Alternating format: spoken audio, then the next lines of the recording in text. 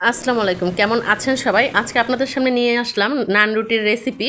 এই রেসিপিটা হচ্ছে আমার ভাইয়ের বউ, একমাত্র ভাইয়ের বউ আর হচ্ছে আমার বোনরা, যারা হচ্ছে আমার হাতের এই রুটিটা খেয়েছে, তারা সবাই যখন বানাবে ফোন দিয়ে জিজ্ঞেস করবে কিভাবে বানিয়েছি। তো আজকে তাদের জন্য প্লাস আপনাদের জন্য রেসিপিটি শেয়ার করলাম। ভালো লাগলে অবশ্যই লাইক কমেন্টস দিয়ে পাশে থাকবেন আর ভিডিওটি না টেনে সম্পূর্ণ দেখার অনুরোধ রইল।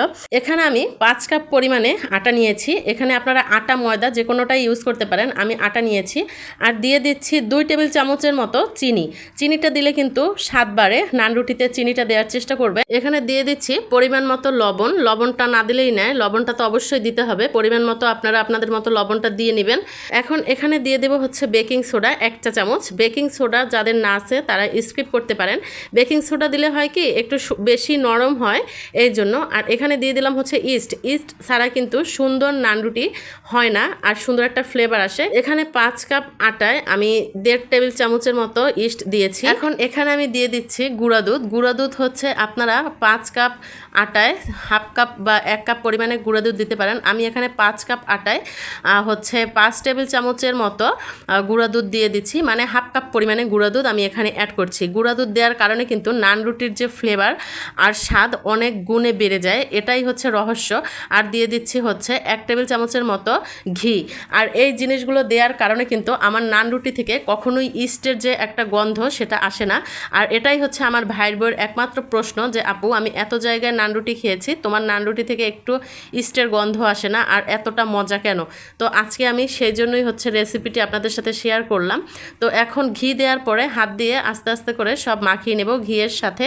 ঘি কম হলেও কিন্তু এভাবে আস্তে আস্তে করে হাত দিয়ে মাখিয়ে নিতে হবে সব কিছু যা যা দিয়েছি। আর এখানে আমি হাফ কাপ পরিমাণে সয়াবিন তেল নিয়েছি। সয়াবিন তেলটা আমি আস্তে আস্তে করে এভাবে ঘুরিয়ে ঘুরিয়ে মিশিয়ে নেব আটার সাথে।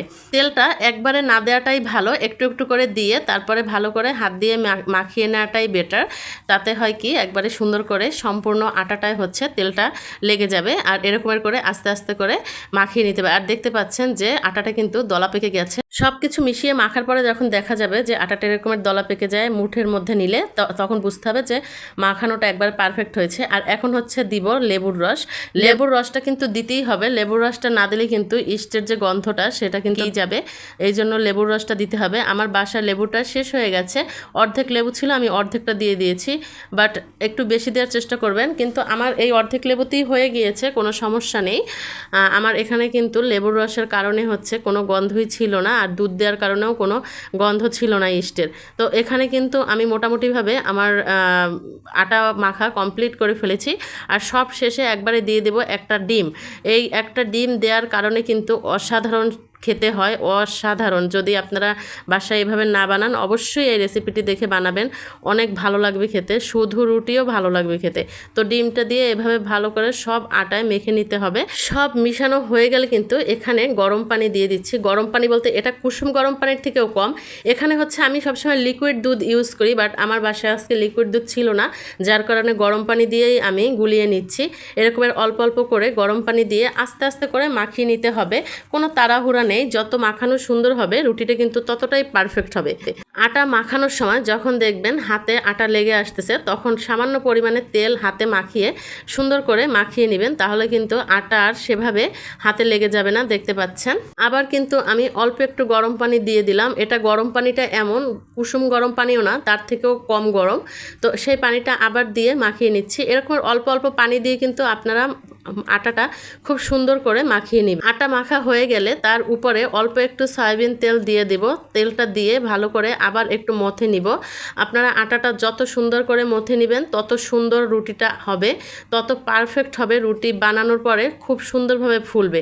সব কিন্তু হচ্ছে আপনার হাতের কাজ। আপনার হাতে যত সুন্দর করে আপনি মেখে এটাকে পারফেক্ট করতে পারবেন, রুটিটা দেখতেও তত সুন্দর হবে, খেতেও তত মজা হবে। আটা মাখা হয়ে গেলে সসপ্যানের মধ্যে ঢাকনা দিয়ে ঢেকে রাখতে হবে আর ফাঁকাটা বন্ধ করে দিতে হবে, তাহলে হচ্ছে খুব সুন্দর ফুলে উঠবে। কিন্তু আমি 10 মিনিটের বেশি রাখতে পারিনি, যার কারণে আমার আটাটা কিন্তু অনেক বেশি ফুলেনি। আমি যদি 25-30 মিনিটের মতো রেখে দিতাম একবারে পাতিল ভরে যেত ফুলে, কিন্তু আমার সময় ছিল না বিধায় আমি কিন্তু রাখতে পারিনি। বাট অনেক সফট হয়ে গেছে, 10 থেকে 15 মিনিটের মধ্যে সফট হয়ে গেছে।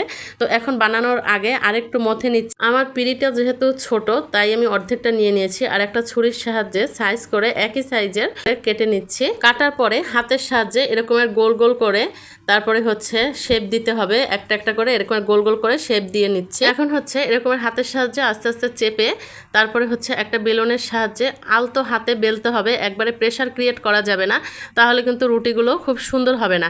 আস্তে আস্তে করে এভাবে বেলে নিতে হবে, বেলে তারপরে কিছুটা সময় রেখে দিতে হবে সেট হওয়ার জন্য। রুটি যত সুন্দর সেট হবে তত সুন্দর কিন্তু ফুলবে। রুটি বেলার পরে 5 মিনিটের মতো একটু রেস্টে রেখে দিতে হবে সেট হওয়ার জন্য। সেট হওয়ার পরে ফ্রাই প্যানে দিয়ে অল্প একটু তেল দিয়ে ঢাকনা দিয়ে ঢেকে রাখতে হবে। দেখতে পাচ্ছেন রুটিটা কিন্তু ফুলে উঠেছে। রুটিটা যখন ভাজছিলাম আমার বাচ্চারা কিন্তু অন্য রুম থেকে চলে আসছে, এসে বলতেছে মা ঘ্রাণে ঘর ভরে গেছে।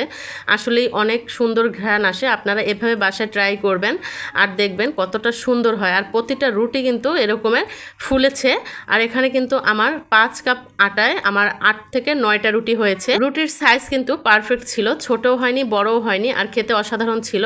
আর দেখতে পাচ্ছেন নরম তুলতুলে একেবারে, খুবই মজার ছিল। আপনারা বাসায় অবশ্যই ট্রাই করবেন। আর